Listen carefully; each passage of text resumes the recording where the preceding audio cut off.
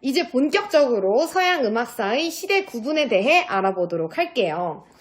여러분, 바로크 시대, 고전 시대, 낭만 시대, 이런 시대는 좀 많이 들어봤죠. 고전은 classic period, 낭만, romantic period 이런 거 좀 들어봤죠. 뭐 연주회 같은 거 보면은 뭐 romantic music 뭐 이런 약간 주제를 갖고 연주회를 하는 경우도 있고, 또 고전 시대, 우리가 잘 아는 하모베, 하이든, 모차르트, 베토벤 이런 작곡가가 살던 시대, 이 정도는 여러분들이 알 수 있을 거라고 생각이 들어요. 그렇다면 서양 음악의 시작은 우리가 아는 바로크 시대부터일까요? 근데 그러기에는 좀 너무 완성된 음악이죠, 바로크 시대. 이 음악의 시작을 거슬러 올라가다 보면 바로크 시대 이전에 르네상스, 중세, 고대까지 올라갑니다. 처음에 우리가 이제 고대 시대에 이제 원시인들이 신석기 시대에 이제 도구를 만들면서 이 돌덩이를 이렇게 두들기다 보면은 음악이 만들어지겠죠. 그때부터 이제 점점 음악은 시작된 거예요. 그래서 그때부터 시작을 하다 보면은 고대 그리스에 여러분 그 유명한 그런 어떤 동영상, 약간 만화, 짤 이런 것 중에 이런 게 있는 거 아세요? 너 때문에 흥이 다 깨져버렸으니 책임져. 예, 알겠습니다. 따라라라라라라 요런 거. 여기서 이게 악기가 하프랑 비슷한 리라라는 악기였어요. 그때도 악기가 있었고, 또 고대 이집트로 가면은 피라미드, 이 피라미드의 벽화를 살펴보면 악기 그림이 있어요. 그러면 이때도 악기가 있고 음악이 있다는 것을 우리가 알 수 있죠. 그래서 이 고대부터 해가지고 고대, 중세, 르네상스, 바로크, 고전, 낭만, 근현대, 이렇게 서양 음악의 시대 구분은 이루어집니다. 그럼 우리 한번 찬찬히 살펴보도록 할게요. 먼저 간단한 퀴즈를 풀어볼까요? 다음 1번부터 4번까지의 음악을 듣고 시대 순으로 나열해보세요. 1번, 2번, 3번, 4번은 모두 시대가 서로 다른 곡입니다. 1번입니다.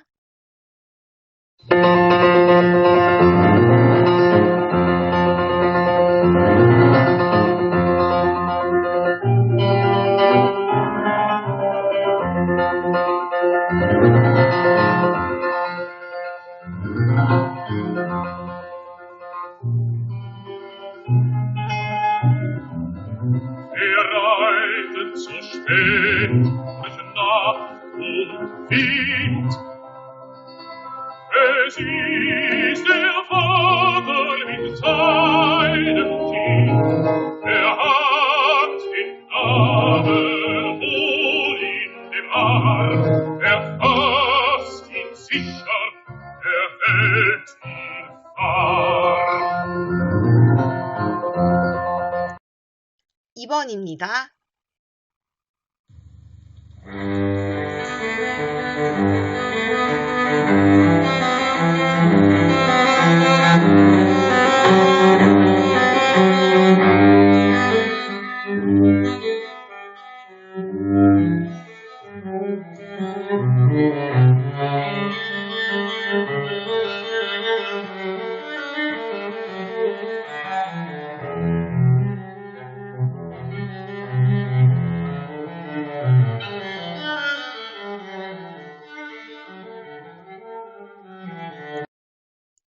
(3번입니다)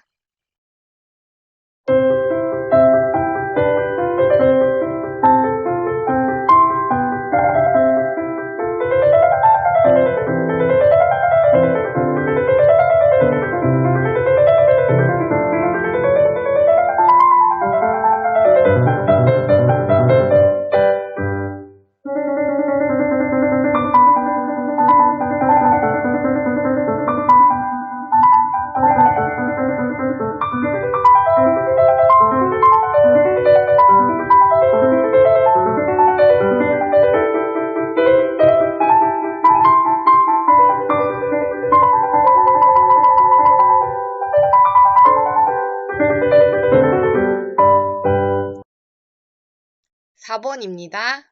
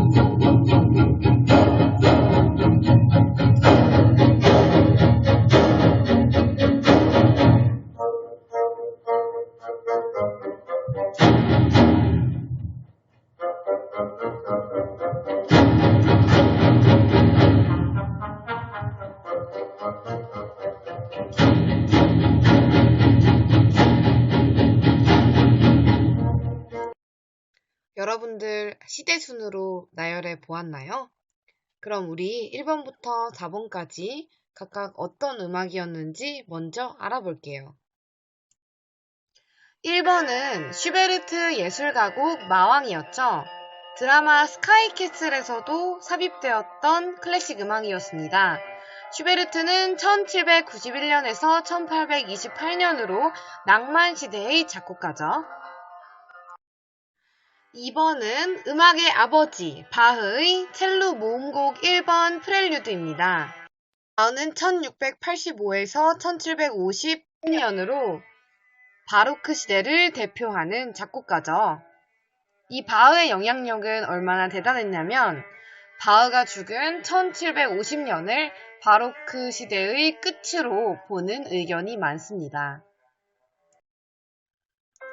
3번은 모차르트의 피아노 소나타 16번 1악장 알레그로입니다. 모차르트는 1756년에서 1791년으로 고전 시대를 대표하는 작곡가죠.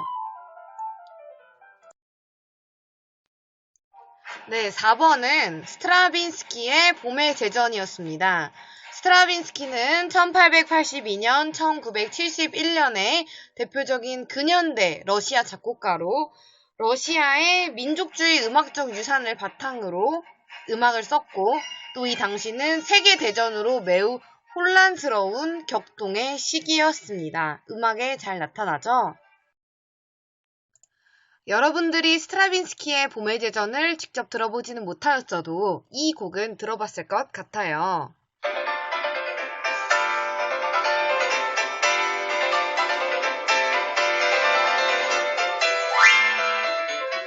들어보셨나요? 이것은 스트라빈스키의 페트루시카인데 러시아의 광대 인형 페트루시카를 표현한 곡입니다.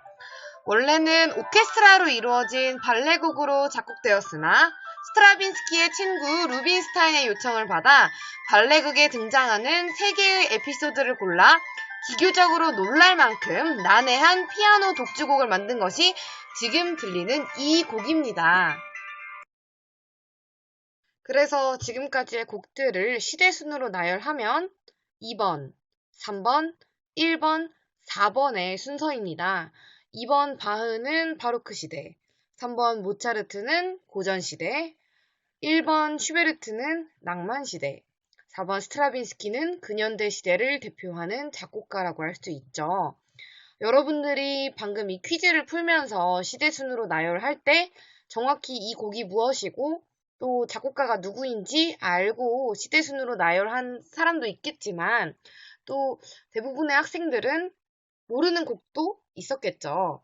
그러는 경우에는 어느 정도 이렇게 감으로 이 곡은 조금 이전 시대, 더 과거의 시대에 가까운 것 같고 이 곡은 지금 현대 시대랑 좀 비슷한 음악적 특성이 나타나는 걸로 봐서는 지금에 가깝고 이 곡은 좀 낭만주의적인 느낌이 나타나고 여러분들이 아마 음악 전공자이기 때문에 어느 정도는 느낌을 캐치할 수 있었을 것이라 생각이 들어요. 이렇게 우리는 이미 이 가슴 속에, 이 머릿속에 음악사적 지식과 그런 느낌이 내재되어 있어요. 우리가 이제 자세하게 정확히 어떤 시대로 구분이 되고 서양 음악사가 어떻게 흘러갔는지 알아보도록 하겠습니다. 선생님이 실제 오프라인 수업에서는 우리가 지금 듣는 것처럼 귀로만, 청각으로만 듣기보다는 직접 눈으로 보고 귀로 들으면서 동영상을 많이 보여주는 편인데 지금 이렇게 온라인 수업에서는 여러 저작권 문제가 있기 때문에 부득이하게 음원으로만 듣는 점을 이해 부탁드립니다. 자, 먼저 서양 음악사의 시대 구분을 해볼까요? 아까 수업했던 기억을 되살려서 한번 여러분들이 낱말들을 보고 시대순으로 정리해보세요. 시간을 좀 주겠습니다.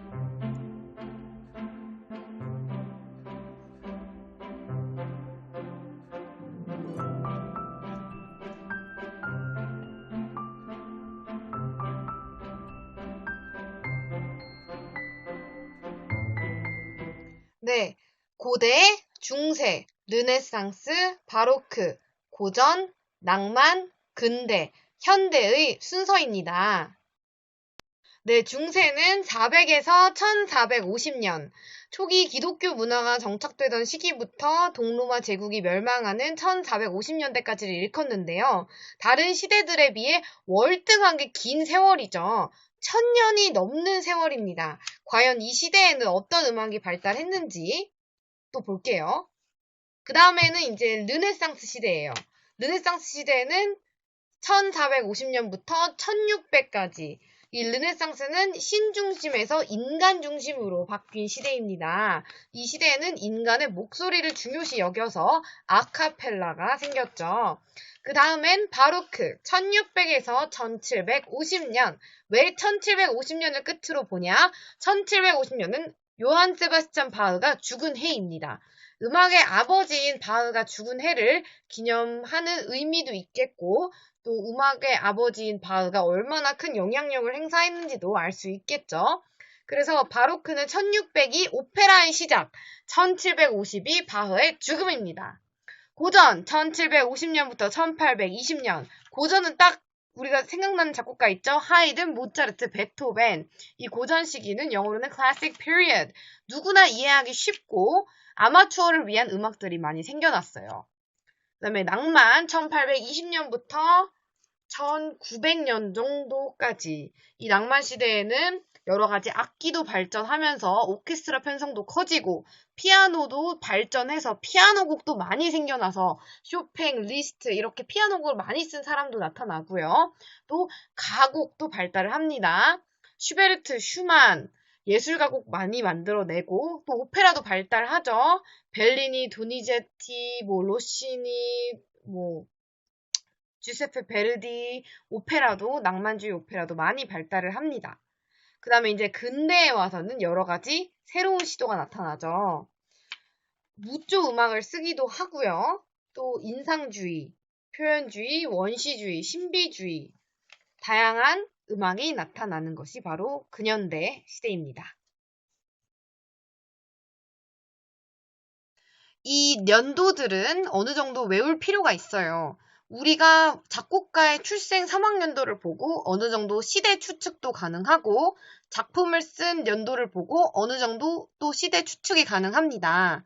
그래서 이 연도들은 좀 우리가 외울 필요가 있어요. 그래서 중세, 400에서 1450 중세, 1450에서 1600 르네상스, 1600에서 1750 바로크, 1750에서 1820 고전, 1820에서 1900 낭만, 1900에서 1945 근대, 1945 이후 현대 이렇게 여러분 약간 외워보도록 하세요.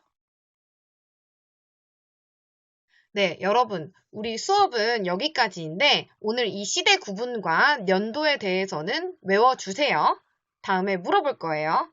그리고 우리 다음 시간에는 자세하게 중세부터 르네상스, 그리고 바로크, 그 다음에 고전, 그리고 낭만주의 시대는 조금 더 자세하게 작곡가들 세세하게 살펴보고 오페라 작곡가 그리고 근현대 시대 작곡가들에 대해서도 곡도 들어보고 설명도 덧붙여서 전체적인 내용을 설명할 예정입니다. 그럼 우리 다음 시간에 만나요. 안녕!